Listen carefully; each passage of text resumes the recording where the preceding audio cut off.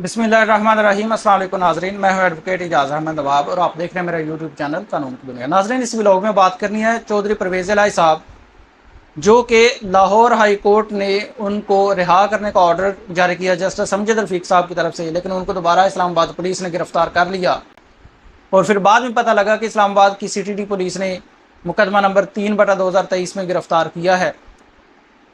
उसके बाद परवेज़ इलाही साहब के ऑर्डर इस्लामाबाद हाई कोर्ट से, वो जो 3 MPO का ऑर्डर था, पहले उसमें गिरफ्तार किया, फिर उसमें रिहा करने का ऑर्डर जारी हुआ, बाद में CTD पुलिस ने गिरफ्तार कर लिया।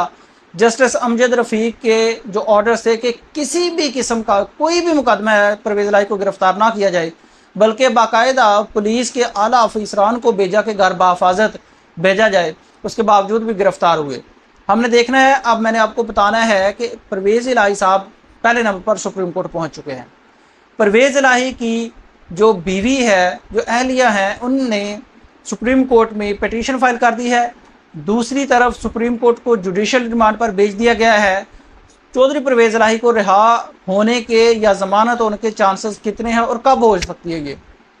पहले मैं आपको बता दूं कि जब जस्टिस अमजद रफ़ीक साहब ने परवेज़ इलाही को रिहा करने का ऑर्डर किया और बाहिफाजत घर पहुंचाने के लिए पुलिस को भेजा, तो उस सब क्लियर कट ऑर्डर के बावजूद भी परवेज़ इलाही को गिरफ्तार कर लिया गया लाहौर से। उसके बाद तौहीन अदालत की कार्रवाई चली और हेबियस पिटीशन फाइल हुई। तौहीन अदालत की कार्रवाई में जब नोटिस जारी हुए, पुलिस को बुलाया गया, पुलिस नहीं आई। जस्टिस अमजद रफ़ीक साहब ने सख्त एक्शन लिया। उसके बाद रात को पता चला कि जस्टिस अमजद रफ़ीक साहब को लाहौर हाई कोर्ट के प्रिंसिपल बेंच से, प्रिंसिपल सीट से ट्रांसफ़र करके मुल्तान या शायद रावलपिंडी बेंच में ट्रांसफ़र कर दिया गया है। और ये केस जो है ये सुना जाएगा अब जस्टिस मिर्ज़ा वकास रऊफ़ साहब की कोर्ट में। एक तो ज़ाहिर सी बात है, ये नेचुरली है कि जिस बंदे के साथ अगर कोई वक़ूआ हो रहा है, जो उसके जज्बात होते हैं, एहसासात होते हैं, जो उसकी पोजीशन होती है, जब किसी दूसरे हाथ में आती है तो वो चेंज हो जाती है। उसके बाद जब जस्टिस अमजद रफ़ीक साहब चले गए, मिर्ज़ा वकास रऊफ़ साहब ने इसकी हेयरिंग की।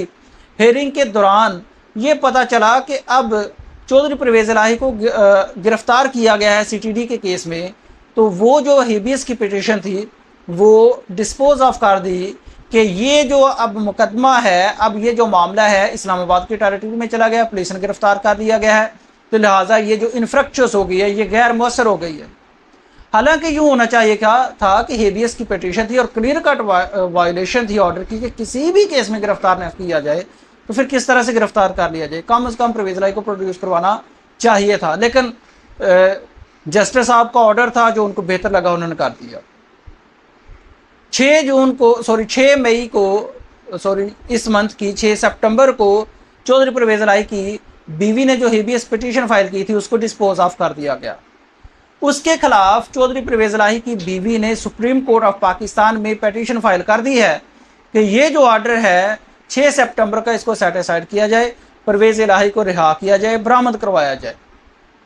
उसके बाद जो आप अगर इस्लामाबाद की तरफ जाएं तो परवेज़ इलाही को पहले 3 MPO के ऑर्डर के तहत गिरफ्तार किया गया। जब इस्लामाबाद हाई कोर्ट ने वो ऑर्डर को सेटिसाइड कर दिया गया कि आके परवेज़ इलाही को रिहा कर दिया जाए, तो रिहा कर दिया गया, लेकिन गेट से दोबारा गिरफ्तार कर लिया गया CTD के मुकदमा नंबर 3/2023 में, और वो था जो जुडिशल कम्प्लेक्स पर हमला केस था। अब उस केस में, CTD के केस में दहशतगर्दी का जो मुकदमा था, उसमें परवेज़ इलाही का पहले 3 रोज़ा जुडिशल रिमांड दिया गया, उसके बाद जिस्मानी रिमांड दिया गया, उसके बाद परवेज़ इलाही को कर दिया जुडिशल। अब 2 जगह पे परवेज़ इलाही का केस चल रहा है, एक चल रहा है सुप्रीम कोर्ट में, दूसरा चल रहा है जो दहशतगर्दी अदालत में, ट्रायल कोर्ट में, जहाँ पर परवेज़ इलाही की ज़मानत फाइल की गई है। और ऐन मुमकिन है, 99.9% चांसेस हैं कि परवेज़ इलाही की जब दरख्वास्त ज़मानत पर बहस होगी, आर्गूमेंट्स होंगे, मेरिट्स पर परवेज़ इलाही की ज़मानत हो जाएगी। उसकी वजह यह है कि परवेज़ इलाही को नामज़द किया गया है तकरीबन कोई 3 माह बाद, नामज़द किया गया है परवेज़ इलाही को तकरीबन कोई 3 माह बाद, और उस वक्त किया गया, उस केस में किया गया जब परवेज़ इलाही PTI का हिस्सा ही नहीं थे, और परवेज़ इलाही ऑब्वियसली एडमिटेडली वहाँ पर मौजूद ही नहीं थे। तो ये तो परवेज़ इलाही की ज़मानत हो जानी है। अब पीर के लिए ये हियरिंग है, पीर को परवेज़ इलाही की ज़मानत हो जानी है। लेकिन सुप्रीम कोर्ट ऑफ पाकिस्तान क्या एक्शन लेती है इस पर, क्या supreme court of Pakistan courts का जो ऑर्डर है, जो कोर्ट्स के ऑर्डर्स की वायलेशन हो रही है, उसको रोकने के लिए कोई कदम उठाएगी, कोई ऑर्डर जारी करेगी, कोई डायरेक्शन देगी, कोई ऑब्जर्वेशन देगी या नहीं देगी? याद रखें कि पहले सुप्रीम कोर्ट का ऑर्डर भी कि 90 डेज़ के अंदर इलेक्शन करवाया जाए, वो नहीं माना गया था। सुप्रीम कोर्ट ने कोई तौहीन अदालत की कार्रवाई नहीं की, सुप्रीम कोर्ट ने कोई ऑब्जर्वेशन नहीं दी। सुप्रीम कोर्ट ने हाँ एक ऑर्डर में ये ज़रूर कहा है, वो जो ऑडियो लीक्स कमीशन बना था उसके खिलाफ जो कल 6 जून को जो हियरिंग करके फैसला महफूज किया था, वो फैसला सुनाते हुए सुप्रीम कोर्ट ने बेशक ये कहा है कि बेंच पर एतराज़ करना, अदलिया की जो आज़ादी है उस पर डायरेक्ट हमला है, वगैरह वगैरह ऐसी ऑब्जर्वेशन दी हैं।